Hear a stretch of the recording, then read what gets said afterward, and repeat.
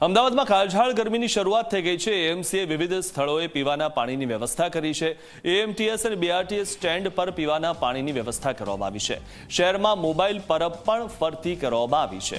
એએમસીની હોસ્પિટલમાં ઓઆરએસના પાઉચ પણ આપવાની શરૂઆત થઈ ગઈ છે। અર્બન સેન્ટરમાં પણ ઓઆરએસના પાઉચ આપવાની શરૂઆત થઈ ગઈ છે।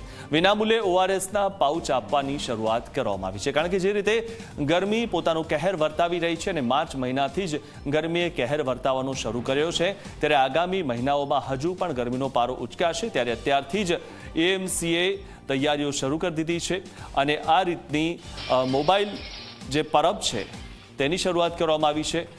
સાથે જ ઓઆરએસ પણ આપવામાં આવે છે, તો ઘણી બધી જગ્યાએ નિઃશુલ્ક ઓઆરએસ આપવામાં આવી રહ્યું છે। એએમસીએ વિવિધ સ્થળોએ પીવાના પાણીની વ્યવસ્થા કરી છે અને ગરમીથી બચવા માટેના તમામ પ્રયાસો હાલમાં થઈ રહ્યા છે। લોકો પોતાની રીતે તો પ્રયત્નો કરતા હોય છે, સાથે એએમસી દ્વારા પણ લોકોને ગરમીથી બચાવવા માટેના આ પ્રયત્નો ચાલુ છે।